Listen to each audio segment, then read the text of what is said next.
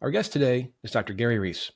He's a licensed clinical social worker and certified trainer in process-oriented psychology in private practice in Eugene and Portland, Oregon. He has taught process-oriented psychology worldwide for more than 35 years. His specialties include family therapy, sex therapy, working with coma patients, work in hotspots in the world, organizational development, and integrating process work with different spiritual traditions. Dr. Reiss is the director of the International Peace Group and the founder and director of the Riversway Community Clinic in Portland, Oregon. In addition to finding the time to do all that, he's the author of 14, yes, count that, 14 books, including Healing History, Process-Oriented Facilitation, and Getting Off the Wheel, a process-oriented approach to personal and world liberation. Dr. Gary Reiss, welcome to Next Steps Forward. Thanks so much. Thanks so much for having me here, Chris.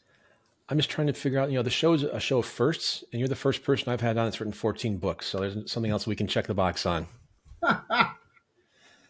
Gary, let's get right into it. People normally try to avoid conflicts, especially because they are so exhausting. What drew you to want to put yourself into the middle of all sorts of conflict day in and day out? First of all, Chris, if we learn to master how to work with conflict, they're not exhausting. They can even be energizing. And what drew me, I think, first of all, I grew up in a family. Sometimes they ask me, how can you stand all the tension when you work with Israelis and Palestinians? I said, you were never at the breakfast table when I was growing up, when my grandfather and everybody would come over. So I grew up in a multi-generational household where there was a lot of verbal conflict. And I've always been interested in working on that stuff. I don't really know why. Then when I studied process-oriented psychology, a big part of it is around conflict work. And we have these big gatherings every 3 years, and that's been going on at least 25 years, called World Work, where we bring together about 60 different countries, people from 60 countries, and we work on all the world's conflicts. And those groups can be anywhere from like 200 to 700 people all working at once. And so I feel like that really brought me to conflict work. And the other thing is what happened, and I think we'll hopefully talk about that later, what happened in the Israeli-Palestinian work. That was really the turning point for me in terms of international work. And if you can sit with like two countries at war, then when you have to go into like a corporation or a school, it's pretty mild, actually. Conflict resolution obviously isn't anything new. In fact, its origin can be traced back to the earliest human societies. How has the profession evolved over the years, and how has it remained the same, and especially during the several decades that you've been practicing conflict resolution? So that's interesting. You know, when the founder of the psychology I do, which is process-oriented psychology, did some conflict work for the First Nation tribe, the Haida Nation in Canada, they watched this work and they said, oh, that's just like our work. And so, really, a lot of what we're rediscovering is ancient wisdom, right? There's a lot of indigenous cultures that have had methods of conflict work for centuries. Some of those have been lost. And so, on the other hand, certainly our work is evolving. So, I remember a moment where we were facilitating with a lot of Native American and First Nation leaders. And one of the First Nation leaders said, oh, we don't do that kind of direct conflict. And so he said, I'm walking out of the room. And another leader said, we need this new stuff. What we've got's not working anymore with some of the younger people. So I think that's one of the changes is we really allow a lot of heat. I remember when some other leaders of conflict work in Israel and Palestine came to watch my work, and they said, well, we've seen all this. We're walking out. And I said, stay for 15 minutes. And they stayed and they said, Chris, they said, we've never seen anything like that. We've never seen a method that can facilitate so much heat. So I think that's the first big innovation was that we work with a lot of heat and how to do that successfully. And then the second big innovation came about 10 years ago. The founder of this work decided that it was still too difficult for people. So he founded what he called the second training. The second training is much more internal, meditative kinds of work around world work. And I think that was a huge change, is to not only be able to have that heat, but to be able to have a more internal inner work. Now I call it, he always called it sitting in the fire, Arnold Mindell, the founder of it. I call it now sitting in the fire with a cool head. I love that. You do a lot of work between conflict at so many levels: couples, families, corporations, cities, countries. That's a Yeah, very wide range of groups. yeah. Is it fair to say that all conflicts have similarities and all have differences? And if there are differences, are they simply connected to the number of people involved? Well, first of all, in the end of April or the month of April, I launched this new program called 12 Steps in Conflict Work. And so those 12 steps, which start with assessment and then communication work, conflict work with individuals, group conflict work, then deep inner work and visioning work, and then coming out of that and taking action and following up. Those steps exist pretty much in every situation. However, the real difference, the number of people, we always say that after it goes over about 200 or 150, it doesn't really matter. But there's definitely a difference in, a small group and as the groups get bigger. But the biggest difference is on the amount of heat you're working with, right? You have to adjust your method to the amount of heat. And also the way people go through steps can be very different. So there's core similarities. You're using the same tools, but you have to apply them really differently. And the other thing is where there's been a lot of trauma, you have to do what I call trauma informed work. That's different. You have to be much more sensitive to not re triggering people in the group. Yeah. You've mentioned heat a few times. Why don't you give our listeners and viewers your definition of what you view heat as? Well, heat, the first thing about heat is just the emotional intensity. And one of the things we do is called open forums, where we go into cities and we work on the hottest issue in those cities. And we'll often ask the group, how much intensity can you handle? A little bit, a moderate amount, a lot, and we'll try to fine tune to that. But by intensity, I mean two things. One, the amount of emotion present, right?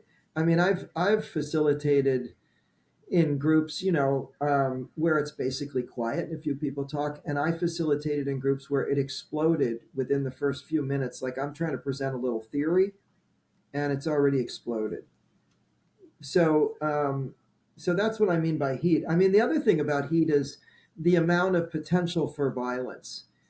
This work is based on no harm. And so if I'm working in an area where a riot could break out easily or something like that, or then I have to modify the work, and so that's a certain level of heat. I remember once I was watching a facilitator, internationally known, in Israel, facilitating between Israeli and Palestinians, and he didn't really know what he was doing in that amount of heat. He had worked in cool areas, so I jumped in because I thought there was going to be a riot with hundreds of people. And I thought at the end he was going to be really angry with me. He walked up to me and he said, I don't know who you are, but thank goodness. He said, I've never worked with that kind of emotional intensity around issues. I had no idea what to do. So that's what I mean by heat. One is the amount of emotion, two is the amount of potential violence. So you mentioned riot there for a couple times as an example. Excuse me. How does somebody, or when would somebody bring you in? Because riots just typically break out. It's not something that's usually planned. Because then that could be too late, Well, obviously. I mean, it's just that the amount of an issue is so hot that if that issue escalates to a certain point, you might have violence. So a lot of the what our training is we catch things at a really low heat. We call that a hotspot. So you can track it. Like things don't go from 0 to 90. Like all of a sudden everybody's having a nice time and everybody's introducing themselves, and suddenly there's a riot. It's usually that you've missed all those escalating signals, right? But certainly, like once we were working in an Arab village in Israel, and I'm teaching, and my wife's teaching with me, and all of a sudden the mayor comes in and says you have to leave right now and come to a protest. And I was like, well, that's a little complicated because I got all these people here. And he said it's absolutely necessary. And so I said, can I bring all my students? He said, yeah. So we're suddenly in like this sort of circus tent, and we're processing this issue around weapons and missiles or something. And there were all these rumors, and we processed all of it and we cleared it. And a lot of people cleared stuff up and apologized. And it was an amazing thing. And afterwards, he wrote me that if we hadn't been there, there would have been a riot. That's the people were so angry and the rumors were so vicious. So that's one of the things, Chris, is if you get in a hot zone, the rumors start to fly and the rumors themselves. So if you can get in there and clear things up, you can prevent a lot of violence. I'm fascinated by your work with people who are in a comatose state. Yeah. What do you do, and how can or does it help them? Well, that's interesting. That's a big part of this work. And the basic idea is that that person is still present. They're just not present like you and me. So we've got to figure out how to connect with those people. So we connect through their subtle signals, the little tiny things they do we consider meaningful. And then we figure out what perceptual channel are they using. Mostly, are they seeing? Are they hearing? Are they feeling? Are they moving? Or are they relating? And once we can find where they are, then we have a kind of GPS to work and bring out those signals. So that's a lot of the work. And then we also connect with them around what we call binary feedback. Like we find a way that they can move their finger or take a breath, deep breath for a yes and no. So literally at a certain point, I'm like sort of doing therapy and I'm finding out like why they might want to stay in that coma, what it would take to come back. And sometimes the work doesn't do much, but I've had a whole number of people that were given 0 to 5% chance where they were trying to pull them off life support or something, come back all the way. So it's pretty powerful work. I ran into a friend once at a festival in Eugene, and he usually a very happy guy. And I said, he's a doctor. And I said, what's the matter? And he said, oh, my father just had a massive stroke and they're going to pull him off life support. And he's in a coma. I said, you don't know I do that work, do you? And he said, no. And he said, well, will you fly out and see him? I said, well, I can't see him for 3 weeks. He said, they'll pull the plug. I said, I'll fly out for one day. And when I went out, he seemed responsive, especially when I put my hands on his stomach. He started moving. And I said, tell them not to take him off life support. And I came back 3 weeks later and he was in there a little bit, but the neurologists and the neurosurgeon told me that all the brain centers were destroyed, movement, speech, everything was destroyed um, in the more frontal functional part of the brain. And so for some reason, I saw his family not getting along, and I said, "Why don't I work with you all tonight? I'll come to your hotel or whatever." I worked with them, and I went in the next day, and I started talking to him about how well it went. And he started moving a little bit. And I started saying, I know how important your family is to you. And a tear came down his eye. And all of a sudden, his wife called. And I put the phone up to his ear and I said, we're working on stuff and he's showing feelings. And she says, hi, honey, I'm coming to see you. And he said, soon? And, we're standing outside with him in a wheelchair in the courtyard. And his son, we all start jumping up and down and screaming and whatever. And he says, I can't wait to see you. Now, that's pretty weird for somebody who's supposed to be dead, right? And so then he said, I want to go eat lunch. And so I said, well, we have to ask the doctor if you're able to swallow and everything. And the doctor said yes. But it was really a clash of paradigms because the doctor said to me, I don't really consider what you did significant progress. And I said, really? Because he was dead and now he's eating lunch. And he said, yeah, but he didn't say 3 sentences in a row. And I said, well, we have a different paradigm. But then he called me later and he said that he was watching a hockey game and he said 3 sentences in a row. So, so it's really exciting for me, Chris, because there are hundreds of thousands of people in this country and in other countries where the medical care does great. Like they make sure they don't have bed sores, they keep them alive, but there's not much work interacting with them to try to actually help them understand where they are. So it's pretty strange with some of the responses we get. Sometimes nothing, but I've had a number of people come back. This guy came back. The interesting thing about him, he came back. He was an old guy. He came back for a year, and his family said that he had never showed any feelings. So he spent that year and he was a very successful, wealthy businessman. He spent the next year just with his kids and grandkids, telling them how much they meant to him, how much he loved them. And at the end of a year, he died instantly. But it's powerful work. It's really powerful. That's amazing. I've never heard anything like that. Yeah, it's quite startling. And, I wrote a book about it. One of those 14 books I wrote I'm a PhD in interdisciplinary studies, process psychology, and conflict work. But I wrote the book with a medical doctor who had been head of a head injury unit in Switzerland. And he had come with me some of the times to see that work and help me with that work. So he was writing more about the science of why it works, and I was writing more about the experiences. Let's shift gears and talk about family conflicts, if you don't mind. Yes. What are the most common causes of conflict within families?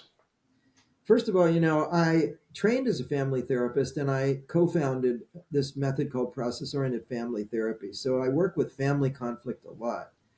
And when you talk about relationships, there are so many common themes we fight over, right? What do couples fight over? They fight over money, sex, house cleaning, the kids, the in-laws. There's all these. What city are we going to live in? Um, we couples fight over all those kinds of things, and but I say that the really biggest source of all conflict everywhere is the unconscious use of rank and power. And so, as parents, how do we carry that power in a way that's conscious so that we're not just creating issues with our partner, with our children, around the way we use that power? And the other thing we say is that a lot of family conflict is social issues. Like a family will come in and they'll say, it's just us. But I'll have seen like 8 families in the last weeks who all have their issue. And so, all the collective issues around gender, around all the power issues around economics, around age, around race, all that stuff is in our family systems. Um, One other thing I was going to say is, so these days, the nuclear family is not the common thing so much anymore. And blended families have a lot of issues because most blended families like go out and everybody's going to do this, and the other parent just jumps in and nothing's negotiated, and then all heck breaks loose.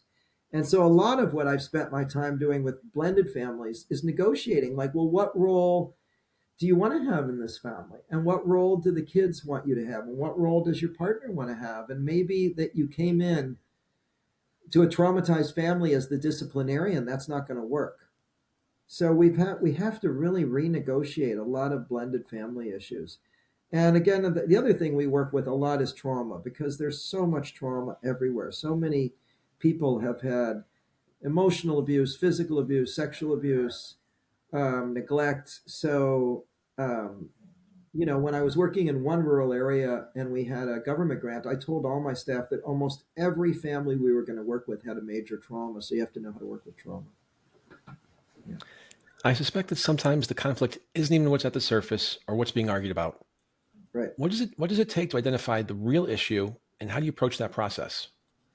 Well, one of the things is, in a way, when families and couples are fighting, very little of the intensity often has to do with the current moment. So we're very trauma informed, right? Like I think of this guy. Yeah, I was working with this couple at a seminar, and the woman was like, "He's not present," and he was like, "I'm always present," while he's looking up at the ceiling. And they're fighting. They said, "This is what we fight about," and my kids fight with him about it. And so I said to him, "Well, keep looking at the ceiling and let's find where you really are." And he said, "Oh my goodness, I feel like I'm back in the kitchen when my mother used to chase me and hit me with a broom." So all of their interactions look like they're there, but they're actually there. And until I can help him get off of the ceiling, I can't help him get back in the room. So that's one thing that we do is we work a lot with where are you really and why are you so triggered? And it's really, really complicated. I worked on why I was so triggered around feedback in the kitchen. And we're both cooking, but my wife likes things a little more orderly. And I like to cook a little more creatively. But it brought me back to this trauma of when I was in my 20s and I was training at this institute where the director was very angry all the time and screamed at us a lot in the kitchen. So half the time we don't even know what the deeper trauma is. The other thing is we deepen by going into signals and what we call double signals in relationship, the signals that don't go along with the signals that take you deeper. Like, for example, people often will say, I don't know why my whole family complains that I'm angry, but I'm not an angry person. And so, that's a lot of what comedy's made of, but we help them unfold what's in those double signals, and it takes them more into things that they dreamt at night. So, one of the things we found is that what's in that double signal that I'm not aware of is usually something I dreamt about. So, we go deeper by going into the dream level. And then the other thing we look at is roles, that who you are in a family is often that you're stuck in a role and you don't even know it. I'll give you an example. When I was, I don't know, it's been about 40 something. I was talking with my brother, and my brother was talking about how much money he had made and how well he was doing. And I was like, well, that's not me. I'm the sort of, I heal the world. I don't do money. And then all of a sudden I had this insight that we were locked in roles, that he had been assigned the role as a young child. He used to see these big boats on the water. Say, I'm going to get one of those. And I was like, oh, that doesn't interest me. But we had actually been assigned roles. So you get assigned roles in the family, and you have to become aware of those roles. And then all of a sudden I thought, well, why can't I also make a living? So I changed my career, right? So we have to become aware of the roles we're stuck in families, and we have to make those conscious and then make the roles more fluid. I remember once working with a woman who said that her sister was born with some illnesses. So she was never able to get sick or get any attention as a child. So, like in her 40s, she developed every imaginable illness you could have. And what was useful was when she realized she was just trying to switch roles and be able to be somebody in a family who deserved attention. And then she stopped having so many serious illnesses. So, we need role awareness, all of these things. And then the other thing we do in families to go really deep is we work on what I call the essence. And the essence is under every family. It's like this clear spring of water. That's the clearest energy a family believes in. It's your core values, your deepest feelings. And a lot of times just putting a family or a organization back in touch with that will solve something. I remember once I was working with a Native American family where there was some issues around addiction and this and that. And for some reason, I said to the man, do you ever do ceremony or pray with your family? And they were fighting so terribly. And all of a sudden, the family got up and held hands. And spontaneously, I had a group of psychologists I was training. They all started dancing around them. And they had such a core experience of who they are as a family that it like cleared up so many of their issues. So we work really, really deep. Problem solving is great, but it's not deep enough with most families. The problems will just come back, or this kid who's doing great doing terrible will do great, and then a sibling will develop the same issues. You have to work really deep. How do you address power dynamics within families during conflict resolution? We have a system of rank and power training. Like in the 12 step, that's one of the most important things we train there. We train about how to be conscious of the amount of power you have and the amount of rank you have. And you sort of learn to put your cards on the table, but you got to do it sensitively. So I remember one time there was a father and his teenage daughter were in a war. And I said to them, put your cards on the table. And he said, I have all the power. I control the purse. I could take away your cell phone, this and that. And she said, Dad, I can make your life so miserable. And they both looked at each other and it was like they're, oh, And then I said, so you both have that amount of power. Now, how can you use that differently? So that's the point. As long as you have power that you're using unconsciously, it irritates people. I once had a woman come to one of my classes who was very wealthy, and I had a lot of people from a lot of countries that were struggling to even pay for their food and their hotel. And you could tell they just didn't like her. She had diamonds everywhere and this and that. And she said to me, what do I do? And I said, own what you've got, your rank, and use it for everybody. So she said, I'm going to try. So she comes in the group. She says, I'm a very wealthy woman, as you can see from all my diamonds. And what I like to do is use that wealth in a more aware way. So I just wanted to know if anybody could use some help with dinners or their hotel. Would you mind coming to see me? Let's just say her popularity. She was the prom queen. She's the prom queen. But if you go in like, oh, hello, you poor people, you're going to irritate everybody. But if you go in humble and like sensitive and tuned in, and gee, that's really difficult coming from countries with those kind of economics. I've just been really lucky here. I'm like way up in this, high tech corporation. And could I just help you guys? I would love to. So it has to be done with a lot of sensitivity. What are the most successful resolution strategies you use in your practice? Well, that's one of them. Working with rank and power, making it conscious. I mean, you could if we could really do that with enough people in countries at war, we could probably take care of a lot of the fury. But we have other methods, like in the 12 step, like I use a 3-step method that works really well with conflict. And it's so easy to say, it's just not easy to do. So the first step is you take your side in a conflict, excuse me, and you take it with emotion. And if you go far enough on your side, you'll notice a point where you're kind of like cycling. You know what I mean? Like you've said, this is how I feel. And then you say, this is how I feel. And this is how I... You're cycling. So you're really ready to take the other side. So you take the other side. On this side, you must, and you guess into it and you watch for feedback. And then you take the neutral position to study what's happening. For example, if my wife and I are struggling in the kitchen, I take my side. I understand I left a lot of dishes, but I'm super busy and I only had enough time and I made everybody food, all your friends, and that's the best I could do. So don't be upset with me. But I am upset with you. Look at the kitchen. A typical kind of thing. So if I can just keep polarizing, but then I'm not being smart because I'm not really thinking like what one of the things we tell people is think about your goal. My goal is actually to get closer with her and to have a really nice evening. I have to think, maybe I'll take her side.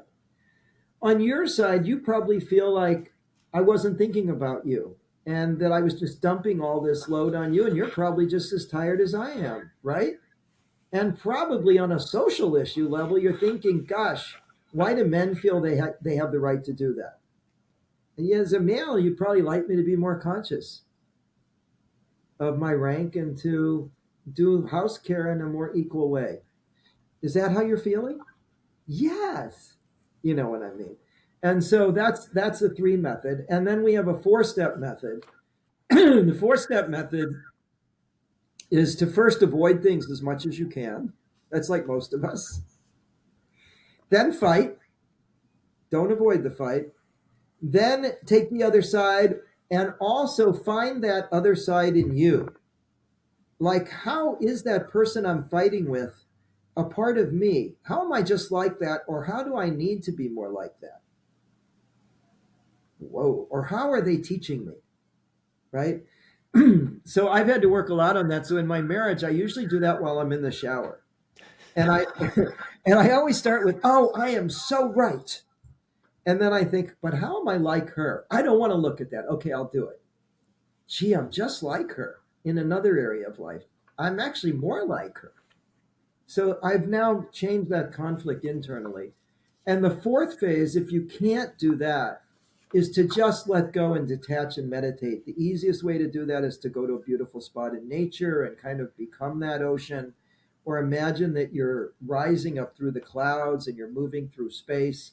And then from that very detached position, try thinking about or approaching the conflict. So those methods will turn around so many things. How do you manage situations where one or more family members are resistant to participating in the conflict resolution process? Can it work if everyone Well, participates? yes. Well, first of all, we have a different idea of resistance, that a lot of times in resistance is just unexpressed power. So we don't just go against resistance. And the second thing is I start with what I can. Like sometimes I just have one person who will come and they can do this inner work, and then I can coach them on how to deal with the other people. Sometimes I can get 2 people to come. Sometimes I can get one of the teenagers to show up. Whatever I can work with is best. If you can have everybody there, it's ideal. But I've trained with family therapists who would only work with the whole system, but that's just not realistic. And a lot of times, if you start, then people get interested, right? The way we would do it in Portland during my family therapy class is that we would serve pizza afterwards, and the word got out that if you came and worked with Gary in the middle, you got to have some really great pizza. Whatever it takes. Whatever it takes. When I first started, that was like in the 1980s in a small towns. Men hated therapy in those small towns. But they would usually show up for family therapy when their marriage was about to break up. And then they'd be sitting on my steps, knocking on the door saying, "When can I get in to see you?" So men have changed. And now, we try to get everybody in at lower levels of stress. Yeah. Boundaries are a big issue within relationships, and especially when someone refuses to respect them. How can we set boundaries within the family dynamics to prevent or reduce conflicts? And when is an attempt to set and enforce boundaries just as likely to create more conflict? Uh-huh. So, first of all, it's how you set boundaries. Again, it's this conscious use of rank and power. If I'm just like, hey, I'm the big boss and these are the boundaries and you better live with it, like I'm some kind of prison guard, that's not going to go down well, right?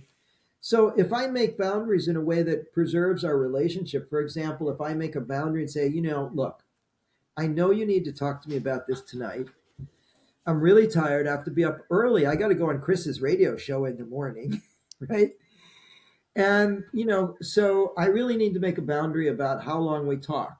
But I'll tell you what, I'm done with this show at 1 o'clock from 2 to 3. How about if we take an hour to work on the conflict? So it's doing boundaries um, with awareness. Now, there are absolute boundaries that I make as a therapist and that we need to make in our relationships, right? Like, you will not, like, no, you want to work with me? No, you're not. You're not going to hit each other. I have an absolute boundary around domestic violence. I have an absolute boundary around abuse as a therapist. Families need absolute boundaries where there's no negotiation, but most boundaries need negotiation. So that's the other difference. If you just say, "Look, I'm not talking to you tonight. I'm making a boundary," that's not going to go well. But if you say, "How about if we talk first thing in the morning?" Or, "I need to take a walk to calm down. I'll be back. Could we talk in 1 hour?" So negotiated boundaries tend to work really, really well. And also because I do a lot of sex therapy too. One of the things that works really well with couples having sexual difficulties, if before they do anything, they negotiate their boundaries and they're clear about their boundaries. How much time? What would you like to happen? What would you not like to happen? So you can avoid, and also I teach body work. So anytime somebody is going to give body work to somebody, you have to negotiate the boundaries. If you're good at negotiating boundaries, you don't create more trauma. The COVID pandemic affected so many different aspects of society. How did it change things in terms of conflicts, our collective mental wellness, and our resilience? Oh my God, COVID and mental health, that was a disaster, right? We're still seeing It, that movie. it was a disaster. I mean, I run these clinics in Portland and we were just flooded with people. People had so much isolation, so much anxiety, so much depression. Um, it was one of the hardest times around mental health I've ever seen. And I mean, people, the suicide rates went up. The level of anxiety and depression was almost universal. I mean, those were some scary times, right?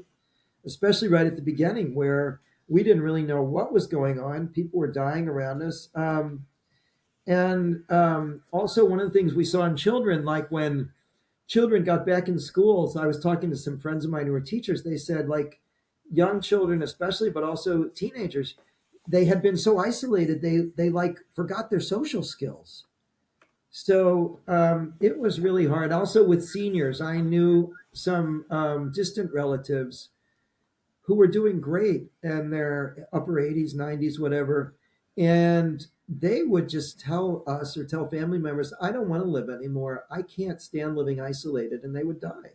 So it was really a matter of life and death for a lot of people to get mental health services during then. And there weren't enough. So it was really a national crisis. And a lot of those people are still working on that. And then the other thing, of course, is I work with people with long COVID, right?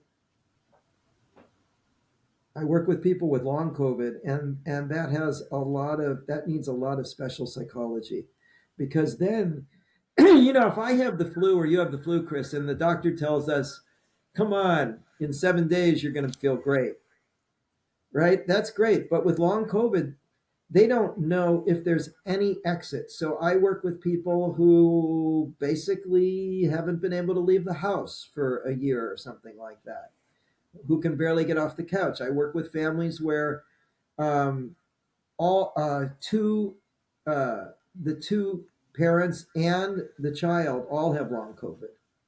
So we got a lot of work to do, and as therapists, we can't be afraid of that. We have to be able to talk about those things. I don't like to talk too much about politics on the show, but conflict over politics has many relationships at the breaking point. And there have been countless cases where such arguments have destroyed family relationships. Simple question for you, Gary. To a Oh my difficult God!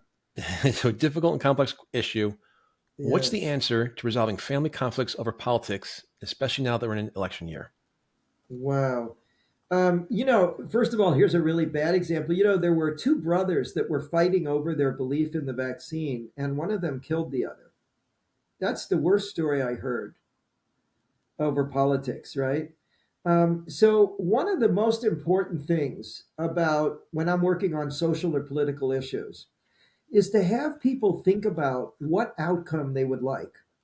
Like, for example, if I just want to dump a bunch of anger around politics, then I'm just going to let it fly.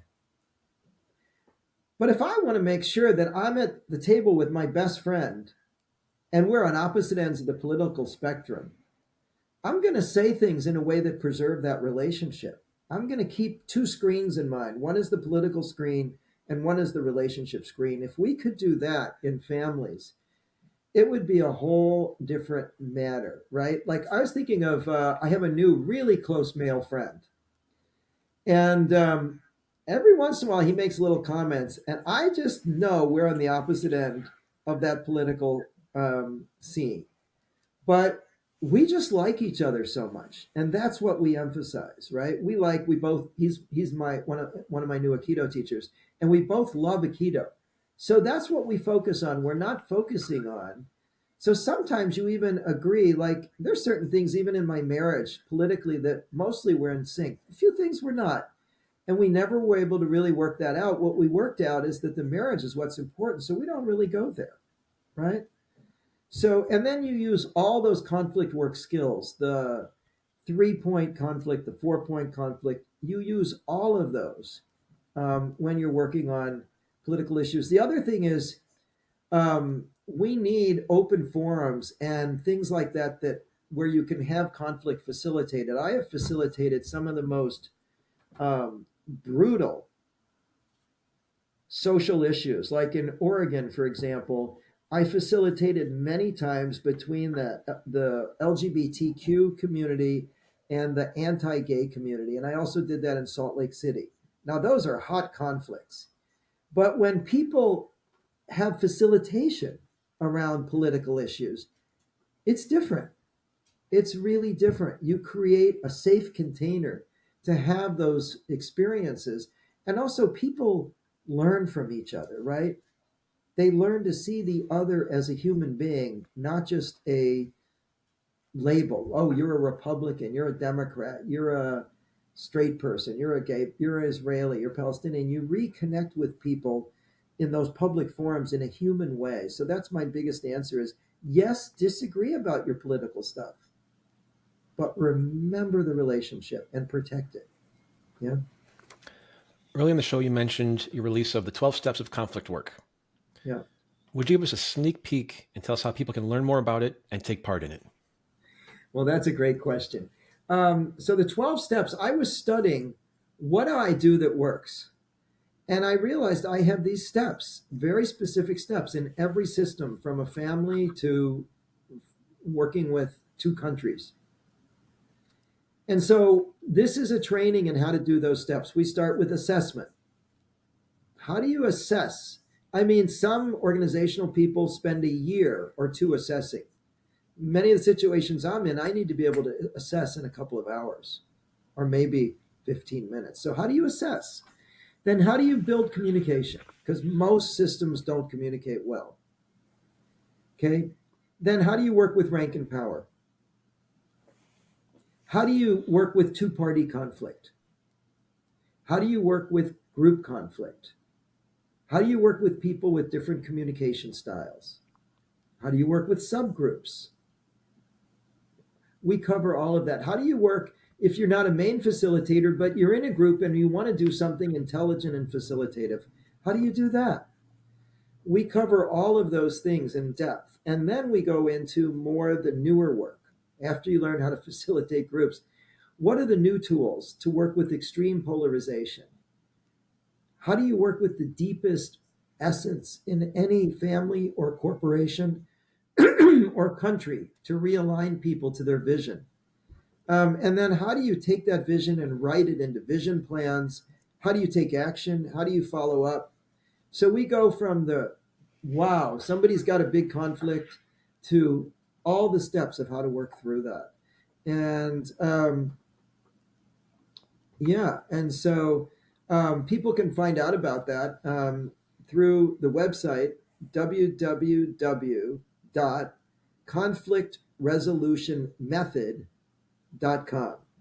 Or they can write me at Reiss, that's Greiss office at gmail.com. But we're going to have all kinds of people there from many, many different countries are signing up. And people who are like brand new to the work, all the way to I have some very advanced organizational development people in Asia that are working with major corporations there. They'll be there. People who are out in the field in these different countries will be there. So everybody's welcome. And I think everybody will get something that'll make their life easier. You know, I always say, Chris, if you want to improve your health, your relationship, your successfulness of your own business or other businesses, right? You want to improve the level of peace in your society. I mean, the one thing we don't train people in much is conflict work, right? But it's crucial to all these parts of our lives. It's crucial. Well, that's interesting. You think about conflict like war or riots Right. or issues, not conflict resolution in your job. There's That's going to be right. issues there, or to your point earlier in the show, your family. So, And inside ourselves, one of the things we've been studying in process work is what happens to health issues if you resolve certain internal conflicts. And the results I've been seeing are phenomenal. And so, so conflict is everywhere. And we always say in process work, I say that we should really be teaching this from about kindergarten on, right? It's great now that I'm going to teach it like, to adults, but really, even children need those skills. Children are pretty good at it. You see it on the right up, like they'll be on the playground and you'll see kids like fighting and I hate you and whatever. And then they'll say, okay, now can we play? So that's what I mean. They remember the relationship, right? They remember the relationship. it's that simple. Go back to kindergarten and the playground. Yeah. Gary, you're a certified trainer in process-oriented psychology. Yeah. What are the core principles and concepts of process-oriented psychology? Well, that's a big question because it's a big psychology. But the corporate, first of all, I came out of Jung. Jungian, my teacher, Arnold Mindell, was one of the main Jungian dream analysts in Zurich after Jung died. And he decided that we needed to explore beyond dreams. So the first idea was the dream body. He discovered this part of us that's both the physical body and our dreams at the same time. And that working with that would have some really good effects on our body symptoms. So it started there. And then he said, how about relationships? They're kind of dreamy, nightmarish and dreamy. How about movement work? How about art and creativity? How about family therapy? Well, what about people in comas? Well, that's kind of cool. So now we can do almost everything. How about body work? We can do almost everything that a therapist could do with a person. But then he said, now how about the world? The world looks very dreamlike. So then he developed world work and working with large groups. The core principles under it are things like trust and believe in nature, follow with great exactness what's happening in a person. Don't impose an outside model on that person. Instead, believe in that person's innate ability to heal and find that healing place within them and nurture that and unfold that. Stay open to feedback. It's a very feedback oriented thing. Like if I do some hands on work with somebody and they pull away, I follow that, right? If I'm working on even a coma person, I'm following all of their feedback. Many systems just say, no, this is the way it goes. You need deep tissue work, or you need this, or you need that. We just come in with a huge toolkit and we follow process. And so it's interesting, Chris. One of the first things I say to somebody in coma work is I say, I'm going to follow you and I'm going to follow your process. And together we're going to follow nature. So we're looking at what is nature trying to do naturally in any situation. We're trying to get back to the wisdom of nature. One other really cool idea, two cool ideas. One is it's non pathological. So what we're emphasizing is not that you're messed up, but that what is bothering us is meaningful and finding out meaning rather than labeling pathology. And the other concept is deep democracy. That's a really cool one. You know, the US is a democracy, but deep democracy means inside, I value or create a space for every part of me. And the same thing if I'm going to do conflict work in the world, I make a space for everybody. It doesn't mean that I like them or believe in what they say, but the view is that pushing stuff out tends to make that part come back at you in ways that aren't creative. So even when I've done conflict work, I invite everybody to the table that can get there, even if they have bad views. They're less dangerous. They're less dangerous. We say what you can do inside the conflict work doesn't have to happen on the streets. Can the rest of us incorporate process-oriented principles into our everyday lives for our personal growth, self-awareness, and well-being? Of course, like for example, I could teach somebody some basic stuff to do with their body symptoms. They could do it right away. I could teach some basic signal and double signal work that you can use in your relationship instantly. I can teach some basic conflict work skills that you can use right away. Now, if you want to master a system that works on almost every aspect of human existence, and you want to become a master of that, that's a lifetime of work. And also the work keeps developing, but you can use the stuff right away. You know, a lot of stuff they'll tell you, you can't use this for 3 years. You have to practice for 3 years. No, I've had people come to a seminar and say, oh my God, I went home and my daughter had this, stiffness in her back, and we tried this dream body exercise and her back felt completely better. Or I went home and instead of having the usual fight I have with my partner, I tried taking their side. And instead we went out dancing. So yeah, this is real practical stuff. It's meant to be used by everybody. You've worked specifically with Israelis and Palestinians for 30 years now.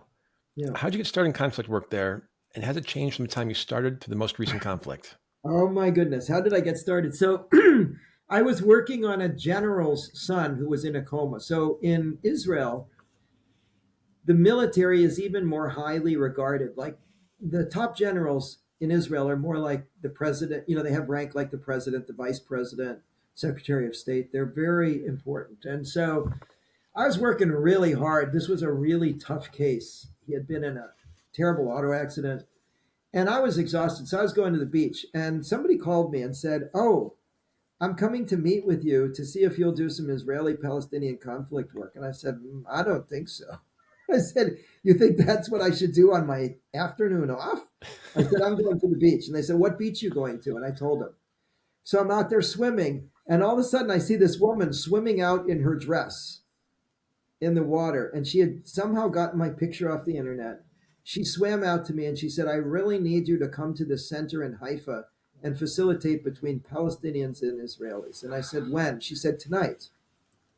And I said, well, anybody who would swim out in the ocean to find me, I'll come. So that was the beginning. That was about 30 years ago.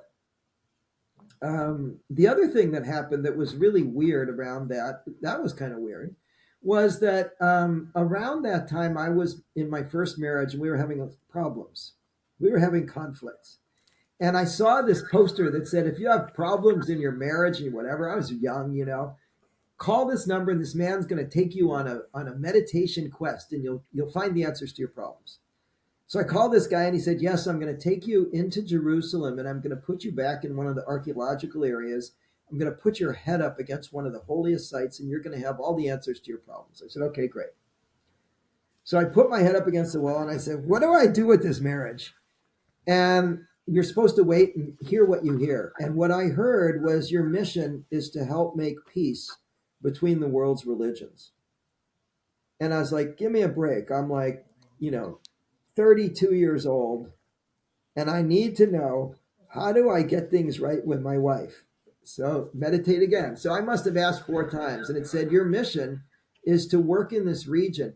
At that holy spot I was at, within about a 5-minute radius is the Jewish holiest spot, the second holiest Muslim spot, the Dome of the Rock where Muhammad ascended, the Church of the Holy Sepulchre where they found Jesus on the cross.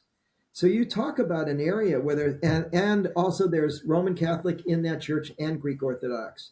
So you talk about a hot spot. So somehow I got this life mission to work there. And so I just keep going back. How has it changed? 30 years ago, there was a lot of hope.